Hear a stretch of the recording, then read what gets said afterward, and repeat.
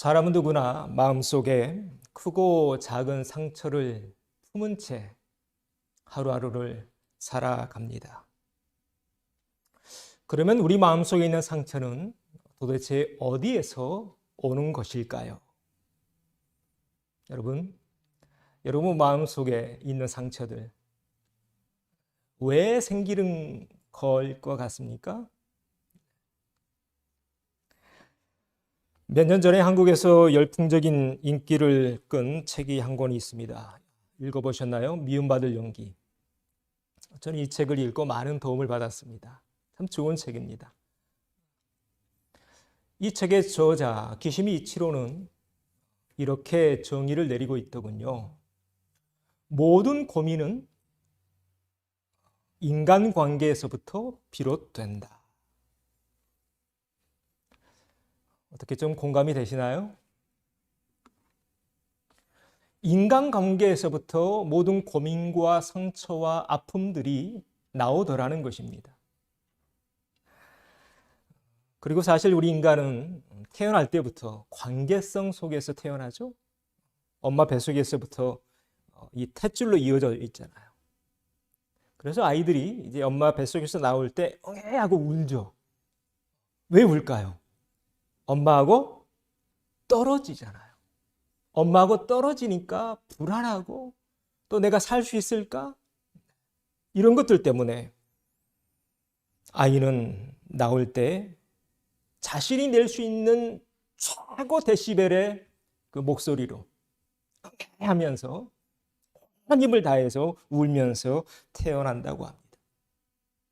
관계가 얼마나 중요한가를 우리가 아이가 태어나는 그런 장면에서 알게 되죠. 그렇습니다. 모든 고민은 인간관계에서부터 비롯됩니다.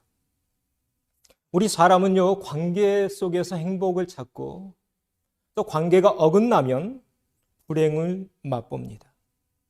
우리는 관계를 통해서 이 세상을 살아갈 이유를 찾게 되고 또 반대로 관계가 망가져 버리면 이 세상을 살아갈 의욕 자체를 잃어버리기도 합니다. 그리고 그런 내 마음은 옆에 있는 사람에게, 내 가족이나 이웃이나 동료나 또 우리 교우들 간에 내 마음은 내 옆에 있는 사람들에게 그대로 전이가 됩니다. 책을 읽다가 재밌는 내용이 있어서 잠깐 가져왔는데요. 한 직장에서 남편이 상사에게 욕을 심하게 먹었습니다. 그래서 덩치가 큰 사람이 상사고요. 지금 방황하고 있는 게 아빠인데, 남편인데 기분이 상한 채 집에 들어왔습니다. 근데 그날따라 이 밥상이 마음에 안 드는 겁니다. 그래서 남편이 아내에게 이거 뭐야? 오늘 반찬이 왜 이래? 하면서 투정을 부렸습니다. 아내는 나름대로 최선을 다했는데 그래서 남편이 알아주지 않으니까 또 마음이 상합니다. 아내가 일어나서 화장실로 가는 길에 거실을 지나가다가 컴퓨터 게임하고 있는 아들을 발견합니다. 아들을 본 엄마가 이번에는 소리를 지릅니다. 야, 이 녀석아! 너는 공부를 안 하고 날마다 게임만 해? 그 소리를 들은 아들은 얼굴이 또 찌푸려지게 됩니다. 그래서 자기 방으로 휙 하고 들어가려고 하는데 뒤에서 강아지가 쫄래쫄래 꼬리 흔들면서 쫓아옵니다. 그 아들이 어떻게 했을까요? 강아지를 발로 뻥 차버리고 자기 방에 못 들어오게 한 뒤에 문을 쾅 닫아 버렸답니다. 자, 이렇게 감정이 계속 전이 되어 간다, 옮겨져 간다는 겁니다. 상사에게 받은 이 안 좋은 기운, 감정, 상처, 아내에게 가고요. 아내는 또 자식들에게 가고요. 자식은 또 말 못하는 짐승에게 갑니다. 자, 그러면 강아지는 어떻게 했을까요? 강아지는 어디에다 풀었을까요? 강아지도 이제 속에서 화가 부글부글 끓어올랐답니다. 그래서 막 이 방 저 방 돌아다니다가 마침 현관에 어디 아빠가 새로 산 구두 냄새가 솔솔 나는 겁니다. 가죽 냄새가. 네. 그날 저녁 강아지는 아빠의 구두를 질근질근 씹어 드셨답니다. 재밌는 얘기죠. 우리 관계가 이렇더라는 것입니다. 나의 상처 입은 감정은 반드시 이렇게 옆 사람에게 전이 되게 되어 있습니다. 자, 그러면 어떻게 해야 할까요? 어떻게 해야 이런 상처의 악순환. 그런데 이 상처가 무서운 게 뭐냐면 상처는 단지 내 대해서만 끝나는 게 아닌 것 같습니다. 내가 내 대해서 내 상처를 온전히 치유하지 못하면요, 내가 받은 그 어릴 적에 받았던 살면서 직장 생활에서 받았던 그 상처는 자칫 잘못하면 상처도 대물림됩니다. 자, 오늘 주제가 이것입니다. 이걸 어떻게 끊을 것인가? 어떻게 해야 이 함정에서 우리가 벗어날 수 있을 것인가? 오늘도 제가 최선을 다해서 연구하면서 공부하면서 기도하면서 준비했으니까요. 오늘 이 말씀을 통해서 참 자유함을 얻고 돌아가시는 이 복된 시간 되어주시기를 바랍니다. 자, 첫 번째 보겠습니다. 같이 읽어보죠. 상처받았음을 감지하고 시인하라. 페터 베마이어라는 연구팀에서 상처받은 마음에 대해서 연구를 하고 거기에 대한 결과를 내놨는데요. 마음이 상처를 받는 과정을 연구했는데 이런 단계를 거친다고 합니다. 1단계는 뭐냐면 우리가 상처를 받으면요, 일단 마음속에 분노감이 막 생긴답니다. 또 반면에 무력감이 동시에 일어난다고 해요.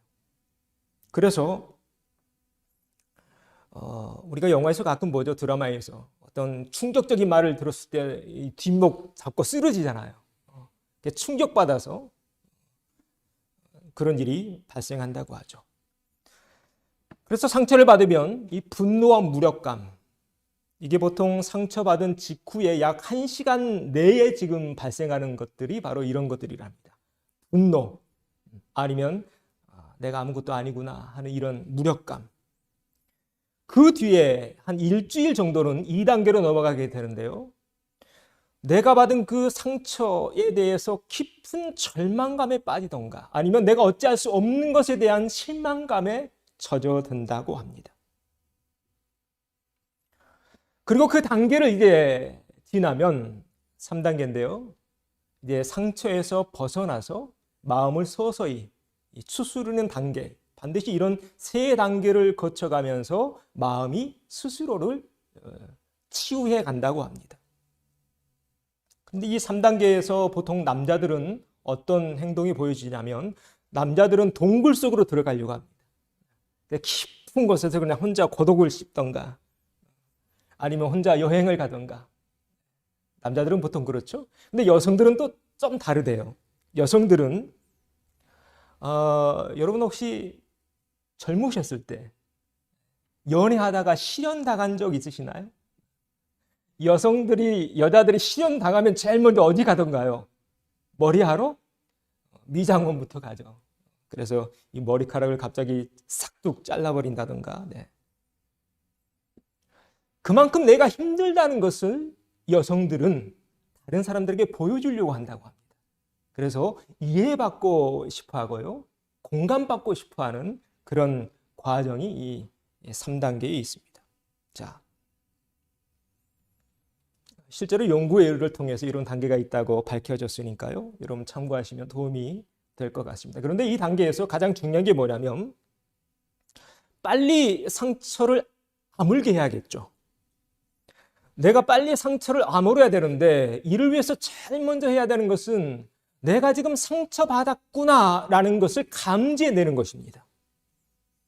그리고 인정하는 것입니다. 내가 감지해내고 내가 지금 다쳤구나라는 것을 알아야 빨리 병원에 달려갈 수 있죠. 그렇듯이 마음도 마찬가지래요. 지금 내 마음속에 뭔가 분노감이 일거나 아니면 내 마음속에 깊은 절망과 실망과 무력감 속에 내가 왜 이러지? 내 마음을 빨리 들여다봐야 한다는 거예요. 그래야 더 깊은 절망과 실망 속에 빠져들지 않을 수 있습니다. 그리고 우리가 인생을 살아가면서 하루라도 빨리 인식하고 인정해야 될 것이 하나 더 있는데요. 뭐냐면 우리 주변에는 항상 말과 행동을 자기 멋대로 함부로 하는 사람들이 있더라는 것입니다. 그래서 항상 우리 사람은요, 상처를 주고 받으면서 살 수밖에 없는 것 같아요. 여러분 그렇죠? 항상 어디를 가든 말을 너무 함부로 하는 사람들은 어디에나 있습니다. 한국에도 있고요, 미국에도 있습니다. 네이버빌에도 있고요, 먼더라인에는 없으면 좋겠습니다. 그런데 또 상처라는 주제를 우리가 나누고 있는데 재미있는 것은 우리 주변을 보면 상처를 받았다는 사람은 많은데 상처를 줬다는 사람은 없어요. 참 신기하죠? 상처 받았다는 사람들은 많은데 상처 줬다는 사람은 참 찾기가 힘들어요. 왜일까? 이유가 있습니다. 사람은 누구나요? 자기 중심적이기 때문에 그래요. 뭐 때문이라고요? 사람은 자기 중심적이기 때문이에요. 내가 남에게 상처를 준 것은 내가 기억하지 않으려고 합니다. 그러나 반대로 내가 상처받은 것은 가슴 깊이 새기며 삽니다. 자, 그래서 그런 것 같아요. 내가 나 자신을 지키고 옆에 있는 사람들과 원만한 관계를 이루면서 살려면 우리에게 용기가 좀 필요합니다. 자, 뭐가 필요하다고요? 용기가 필요해요. 어떤 용기냐면 내 감정을 있는 그대로 솔직히 인정할 줄 아는 용기. 우리 한국 문화가 좀 그렇잖아요. 안 그런 척하는 그런 문화 있잖아요. 남자는 울면 안 되고 남자도 울 때 울어야죠. 안 그러면 속이 병납니다. 내 감정을 솔직하게 인정할 줄 아는 용기. 그리고 더불어서 내 마음이 지금 어떤지를 상대방에게 솔직하게 말할 수 있는 용기와 더불어서 훈련. 여러분 그래서 이 말도요, 훈련이 필요한 것 같아요. 거기도 어떤 사람이 잘 먹나요? 거기도 먹어본, 잘하시네요. 거기도 먹어본 사람이 잘 알듯이 말도 마찬가지인 것 같아요. 부부 사이도 마찬가지고 부모와 자식 간의 관계도 마찬가지예요. 말도 이렇게 훈련이 좀 필요한 것 같아요. 내 감정을 솔직하게 드러낼 수 있는 그런 용기. 아프면 아프다라고 말할 수 있는 그런 용기.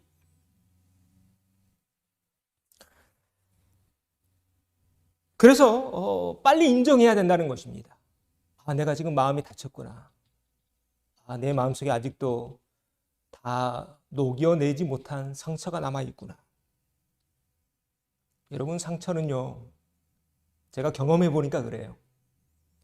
상처는 시간이 지난다고 해서 자연적으로 치유가 되던가요, 안 되던가요? 안 됩니다. 여러분 이건 명확합니다. 시간이 해결해 준다고요? 절대로 그렇지 않습니다. 그때는 그렇게 보일지 모르지만 언젠간 다시 그 상처 덧나게 되더라고요. 여러분 살면서 교통사고 한두 번쯤은 당해보셨죠? 네, 여러분이 내시던가 아니면 당하시던가. 저는 미국에서 한 2번 당했는데요.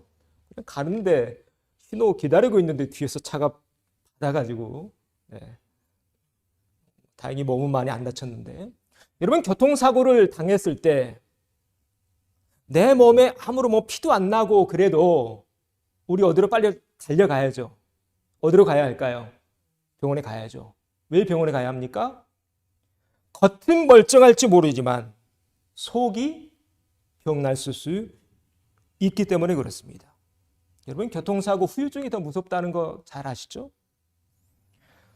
마음과 마음이 부딪혔을 때도 마찬가지입니다. 여러분 우리가 관계성 속에서 우리가 공동체를 이루고 살잖아요. 가정, 또 사랑방, 속회, 또 교회, 또 위원회, 많은 회의들 속에서 서로 의견이 충돌할 때 있습니다. 마음이 충돌할 때 있습니다. 여러분, 그때 내가 안 아픈 척 한다고 해서 안 아픈 게 아닙니다. 내 말은, 내 입에서는 괜찮다라고 말하고 있을지 모르지만 내 마음은 지금 울고 있을지 몰라요. 피 흘리고 있을지 몰라요. 그래서 지금 내 마음의 상태가 어떠한지를 정확히 감지해내야 한다는 것입니다. 그리고 용기를 내서 아프면, 나 지금 아파. 나 그때 일 때문에 아파. 아직 치유되지 않았어. 용기를 내서 말해야 된다는 것입니다. 그래야 고칠 수 있으니까요. 바라기는 용기 내서 말할 수 있는 우리가 되어지길 바라고, 또 그렇게 말할 수 있는 그런 관계가 되어졌으면 좋겠습니다. 자, 이게 여러분과 첫 번째로 나누고 싶은 소주제입니다. 말해야 건강해진다. 시인할 건 시인하자. 대화하자. 이런 내용입니다. 자, 우리 옆에 있는 분들과 이제 연습을 한번 해보죠. 이렇게 옆에 있는 분들과 함께 잠깐 인사를 나누겠습니다. 말해야 건강해집니다. 말해야 건강해집니다. 네, 꼭 담고만 살지 마십시오. 한 번 더요. 대화하며 삽시다. 대화하며 삽시다. 네. 그럴 때 우리 마음 상처는 서서히 낫게 됩니다. 자, 두 번째로 넘어가 보죠. 같이 읽어볼까요? 나의 잘못과 너의 잘못을 분리하라. 하버드 의대 니콜라스 교수와 캘리포니아대 제임스 교수가 서로 공동으로 연구해서 아주 중요한 사실 한 가지를 발견해냅니다. 바로 이것입니다. 행복한 사람을 내 인생에서 많이 알면 알수록 나 자신도 행복해지더라는 겁니다. 여러분, 어떻게 좀 공감이 되시나요? 여러분, 친구들도 그래요. 주변에 재미있고 막 활기 넘치는 그런 친구가 많아지면 나도 모르게 닮아갑니다. 여러분, 가정의 분위기도 마찬가지예요. 가정의 분위기도 우리 집은 왜 이러지? 그렇게 생각하지 마시고 내가 먼저 행복해지고 긍정적인 생각하고 좋은 말하고 그러면 나도 모르는 사이에 가정에 그런 에너지가 넘치게 되는 것입니다. 이 교수의 연구에 따르면 행복한 이웃, 행복한 동료, 행복한 배우자, 행복한 부모, 형제와 함께 사는 사람은 그렇지 않은 사람들보다 행복하게 인생을 마감할 확률이 20%나 더 높대요. 20%는 그냥 안고 그냥 가는 겁니다. 인생에서요. 바라기는 이 명제처럼 우리 또한 그렇게 행복을 전염시키는 행복의 전도사들 되어주시기를 바랍니다. 그런데 또 안타까운 건 뭐냐면 이렇게 감정은 전이되고 전염되는데요. 행복만 전염되는 게 아니라 불행하다는 감정 또한 옮겨간다는 거예요. 그러니까 엄마가 집에서 아이고 내 팔자야 나는 왜 이러노 마다 이렇게 신사 한탄만 하면서 살면 그게 나도 모르게 자연적으로 남편한테 옮겨가고요. 자식들도 그런 삶을 살 확률이 높아가더라는 것입니다. 여러분, 우리 마음속에 있는 상처도 마찬가지입니다. 상처는요 반드시 전이 됩니다. 마치 암세포처럼요. 여러분, 암이 우리 몸속에 들어오면 계속 번지잖아요. 계속 여기저기 옮겨다닙니다. 자, 어떻게 해야 될까? 우리가 지난 시간에 이 분노라는 감정에서 우리가 함께 배웠는데 분노가 나에게 달라붙을 때 어떻게 하라고 했어요? 빨리 털어내라고 했어요. 그게 안 되면 빨리 옷을 벗어버려야 된다고 했어요. 그렇지 않으면 분노가 내 인생의 바퀴, 성경의 표현대로 하면 내 삶의 바퀴를 다 태워버릴 수 있으니까요. 마음의 상처도 마찬가지입니다. 오늘 제가 소개하고 있는 미움받을 용기라는 책에서 또 이런 대목이 나와서 잠깐 나누고 싶은데요. 우리 같이 읽어보죠. 타인의 과제를 분리하라. 분리하라는 거예요. 제가 좀 항상 마음속에 두고 있는 명제입니다. 분리하자. 무슨 말이냐면 타인의 감정이나 생각이나 인생에 끌려가지 말자는 거예요. 여러분, 왜 내 귀한 인생을 타인의 인생에 내가 맞춰가야 합니까? 왜 끌려가야 하나요? 또 더불어서 왜 내가 타인의 인생을 책임지려 하나요? 그러지 말자는 거예요. 왜요? 그래봤자 아무 소용 없으니까요. 공부를 아주 싫어하는 한 아이가 있었답니다. 공부도 공부해야 될 때가 있는데요. 아이가 공부할 때 공부 안 하면 부모는 참 마음이 타죠. 날마다 친구들이랑 놀기만 하고 게임만 합니다. 부모의 마음이 참 부글부글 날마다 끓습니다. 답답한 나머지 아빠가 아이들을 다그칩니다. 그래서 어떻게든 공부하게 만들려고 합니다. 자, 이 아빠가 실수하는 게 한 가지가 있습니다. 뭘까요? 그렇게 아빠가 다그친다고 해서 아이가 공부를 하던가요? 제 경험에 비춰보면 아니던데요. 그때만 하는 척 합니다. 자, 이때 과제를 한번 분리해 보자는 거예요. 자, 지금 공부라는 과제, 아빠의 과제인가요? 아이들의 과제인가요? 아이들의 과제죠. 명확하죠. 과제를 분리해야 서로 자유로워질 수 있습니다. 여러분, 아무리 이 살을 맞대고 사는 부부 사이라고 할지라도 서로의 인생의 과제가 다른 영역이 있습니다. 그 영역은 내가 어떻게 할 수 없는 영역이 있어요. 아무리 부모와 자식 간의 관계, 부부 사이 관계라고 할지라도. 그래서 이런 옛말이 있습니다. 말을 물가에 데려갈 수는 있지만 물을 마시게 할 수는 없다. 아주 유명한 속담입니다. 부모가 최선을 다해서 공부할 수 있는 환경을 만들어줄 수는 있죠. 그래서 우리 아이들 고등학교쯤 되면 이제 캠퍼스 투어 하잖아요. 유명한 대학도 가보고 저 동부의 유명한 대학도 쭉 투어도 하고 또 선교지에 보내서 또 색다른 경험도 하게 하고 이렇게 부모가 환경과 동기부여는 해줄 수 있습니다. 그러나 대신 공부는 해줄 수 없는 거겠죠. 여러분, 과제를 분리해보자는 겁니다. 신앙도 마찬가지입니다. 교회가 이런저런 많은 신앙에 도움이 되는 일들, 운동들을 해나갈 수 있습니다. 그러나 신앙은 각자의 몫이죠. 각자가 성경 속에서 그 말씀 속에서 하나님을 만나고 각자가 기도 속에서 하나님의 음성을 들으면서 우리 신앙이 하나님을 향해 가는 거겠죠. 여러분, 다 마찬가지입니다. 과제를 분리하자. 인간관계도 마찬가지입니다. 내가 할 수 있는 과제가 있고 내가 터치할 수 없는 과제도 있습니다. 그런데 간혹 어떤 사람들은요, 지금까지 자기가 살아오면서 그 받은 모든 스트레스를 또 모든 기대를 어느 한순간에 어떤 사람에게 다 쏟아 부으려는 그런 사람들이 있습니다. 한마디로 한풀이라 하는 거죠. 그래서 우리가 인생의 여정에서 부부가 서로 다른 사람들이 부부가 이제 서로 만나서 결혼해서 쭉 사는데 언제 가장 많이 싸우던가요? 여러분, 신혼 때 많이 싸우던가요? 아니면 중년 때 아니면 노년 때 많이 싸우던가요? 경험 많으시죠? 신혼 때 가장 많이 싸운답니다. 왜일까? 서로가 서로에 대한 기대치가 너무 크기 때문에 그래요. 남편은 남편대로 내가 어릴 때부터 받지 못했던 아버지의 사랑, 어머니의 사랑, 특히 어머니의 사랑을 아내에게 다 받으려고 합니다.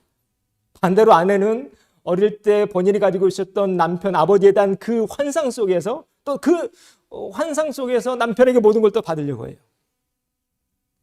그러면 서로 기대치가 어긋나게 되죠. 그러면 감정이 부딪히고요. 그러면 잘못하면 큰 싸움 나게 되고 갈라서게 됩니다. 그래서 우리 선조들이 참 재미있는 속담을 많이 남겨주셨는데요. 그렇게 살지 말라고 이런 속담을 또 우리에게 남겨주셨습니다. 우리 같이 읽어보죠. 종로에서 뺨 맞고 한강에서 한풀이한다. 들어보셨나요? 네. 이렇게 살지 말라고 우리 선조들이 남겨놓은 속담입니다. 아니, 종로에서 뺨 맞은 걸 내가 어떻게 풀어줄 수 있습니까? 나를 만나기 이전에 발생한 상처? 내가 어떻게 할 수 없는 거잖아요.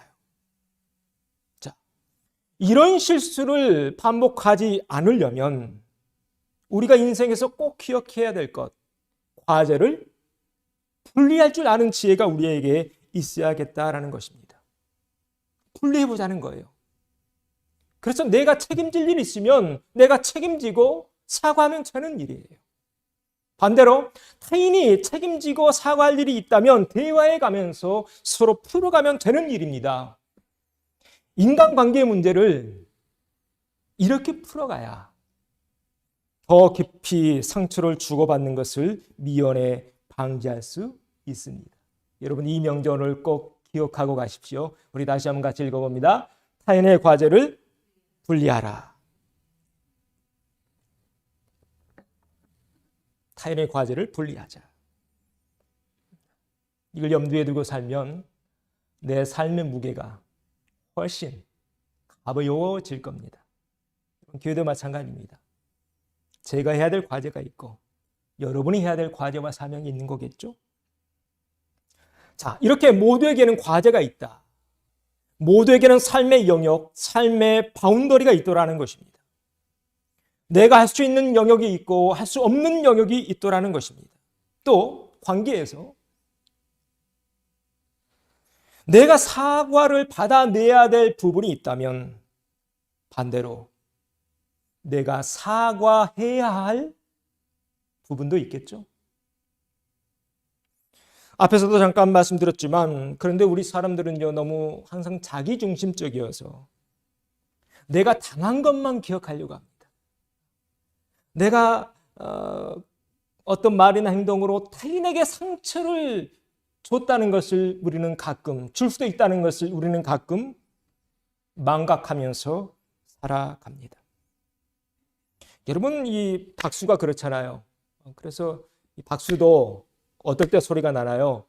서로 맞부딪힐 때 소리가 나는 거죠. 마음의 상처도 마찬가지입니다. 모든 관계는 일방적인 관계는 없습니다. 내가 잘못해서 이건 내가 그때 실수했구나 그런 생각이 들면 빨리 사과해야 됩니다.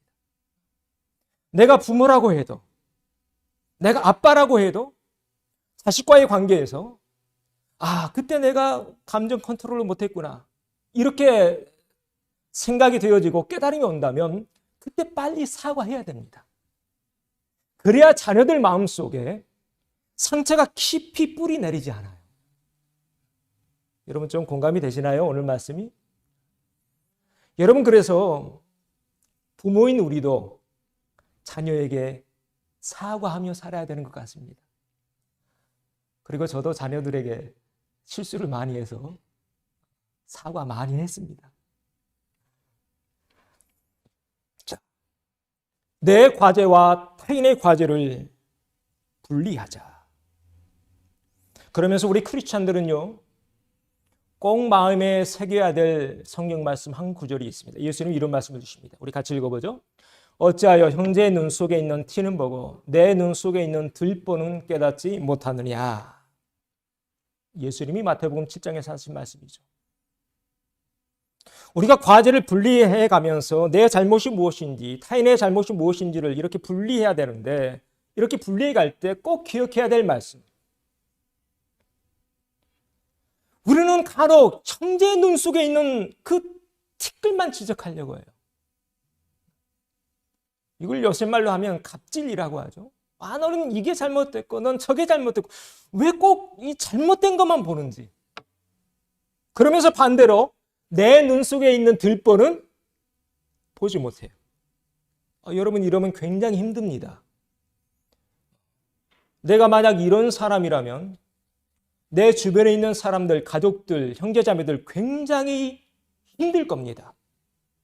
그래서 예수님 우리에게 관계 속에서 주의하라고 이런 말씀을 주신 것 같아요. 여러분, 이 말씀을 유심히 보십시오. 이 말씀이 우리 삶 속에서 살아 움직인다면 우리 삶이 얼마나 더 아름다운 삶이 될 수 있을까? 이 말씀이 살아 운동력이 있어서 우리 가정에서 꿈틀대는 말씀이라면 우리 가정은 얼마나 더 아름다운 가정이 될 수 있을까? 우리 공동체는 얼마나 더 평화롭고 아름다운 공동체가 될까?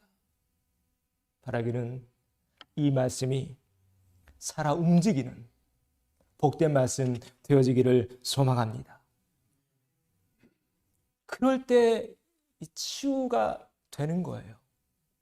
아니, 치유하기 이전에 서로 상처를 주고받을 일조차 없게 되는 거예요. 이 말씀이 우리 삶 속에서 살아 움직인다. 그래서 크리스찬은 누구냐? 크리스찬은 다른 사람을 지적하는, 다른 사람 눈 속에 있는 티끌을 지적하고 공격하고 비난하는 그런 사람들이 아니라 나 자신부터 돌아보는 사람들인 줄로 믿습니다. 바라기는 저와 여러분이 그런 사람들 되어가기를 소망합니다. 자, 그래서 또 오늘 훈련을 좀 하고 가시죠. 오늘 영상으로 예배 동참하신 분들, 우리 옆에 있는 식구들과 이번엔 이렇게 같이 인사를 나누겠습니다. 내가 잘못했습니다. 내가 잘못했습니다. 내가 잘못했습니다. 그렇죠? 이런 마음으로 산다면 얼마나 좋을까? 정말 우리 주님이 꿈꾸셨던 그 천국이 내 삶 속에서, 내 마음과 내 가정과 우리 공동체에서 이루어지지 않을까? 하나님의 꿈이 이루어가는 우리 교회 될 줄로 믿습니다. 자, 이제 마지막 세 번째로 넘어가 보려고 합니다. 자, 그런데 어떤 상처는 그렇게 내가 아무리 노력해도 안 되는 게 있어요. 나도 이제 깨달았어요. 아, 그때 내가 잘못했구나. 그래서 사과해야지. 근데 사과하려고 해도 안 될 때가 있어요. 안 받아주면 못하는 거겠죠. 내 힘으로 안 되는 것 많습니다. 이럴 때 어떻게 해야 될까? 마지막 세 번째입니다. 같이 읽어보죠. 답을 내 안에서만 찾으려고 하지 말라.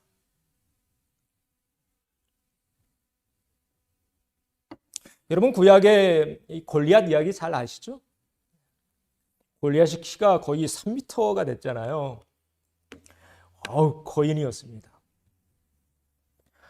이 골리앗이 사울의 군대 앞에 나와서 이렇게 꼬레꼬레 소리 지르면서 야유를 퍼붓습니다. 그런데 안타까운 장면은 이 사울의 군대, 그 사울의 진영 안에는 이 골리앗의 문제를 풀 사람이 있었나요, 없었나요? 없었다는 겁니다. 여러분, 이것에 좀 주목해 봐야 됩니다. 지금 사울의 그 군대 공동체에 이 골리앗의 문제가 있었는데요. 이 문제를 풀어낼 만한 사람이, 이 사람들 많은데 아무도 없었던 거예요. 자, 그런데 이 문제 풉니다. 누가 푸나요? 다윗이 풉니다. 다윗은 사울의 군대 이 진영 안에 있는 사람인가요? 아니면 밖에 있는 사람인가요? 밖에 있는 사람이죠. 자, 이걸 좀 보자는 것입니다. 우리는 가끔 어떤 문제가 부딪혔을 때, 찾아봤을 때 이 내 안에서만 풀려고 할 때가 많아요. 그런데 이 골리앗 이야기가 우리에게 주는 교훈은 뭐냐면 그 문제 사울 진영에서 절대로 풀지 못합니다. 누가 와서 풀었어요? 다윗이 와서 풀잖아요. 여러분, 이것이 신앙의 힘입니다. 이것이 심리학과 신학의 차이입니다. 여러분, 심리학 좋아하시죠? 저도 심리학에 관한 책 많이 읽고 있는데 심리학의 한계가 어디인 것 같습니까? 심리학의 한계는요, 심리학이나 신학이나 동일하게 인간의 내면의 문제를 다룹니다. 그런데 심리학의 한계는 뭐냐면 인간 안에서만 풀려고 해요. 그런데 인간의 문제가 인간 안에서 다 풀려지나요? 안 되죠. 그래서 신학은 인간을 뚫고 나갑니다. 인간 밖에 있는 하나님을 바라보면서 문제를 풀어가는 게 신학이고 신앙입니다. 다윗과 골리앗의 싸움입니다. 우리가 잘 알고 있는. 자, 골리앗이 훨씬 키도 크고 힘이 셌습니다.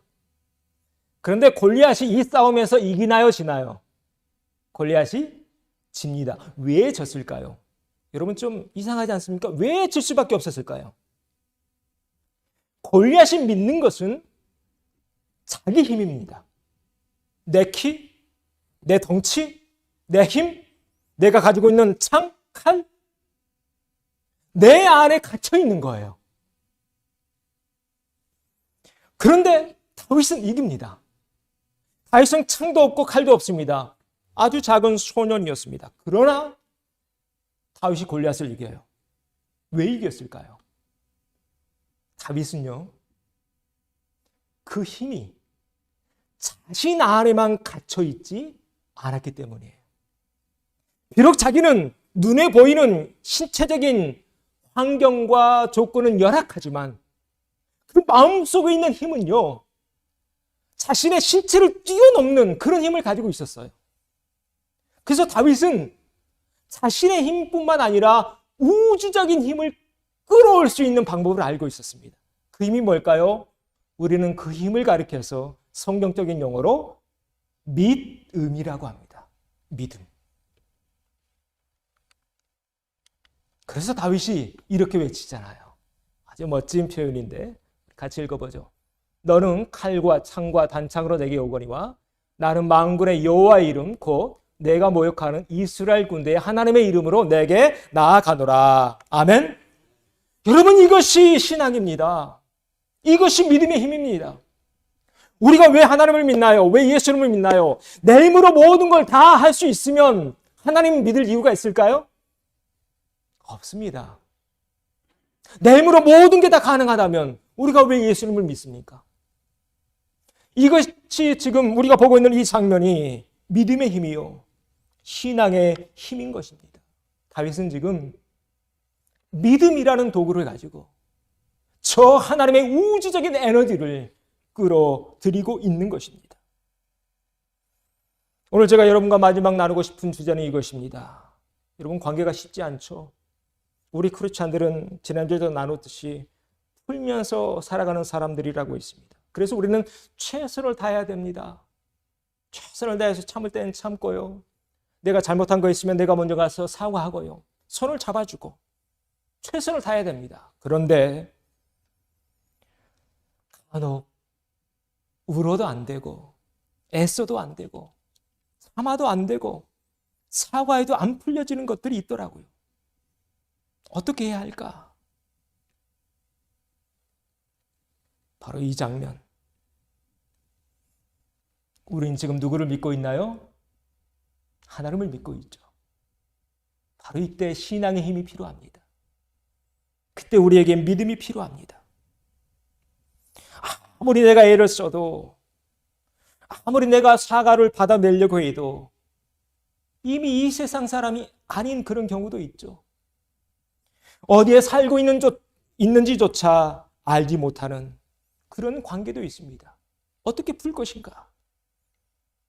그런데 여전히 내 마음속에서 이 골리앗처럼 여전히 나를 괴롭히는 그런 것들이 있잖아요.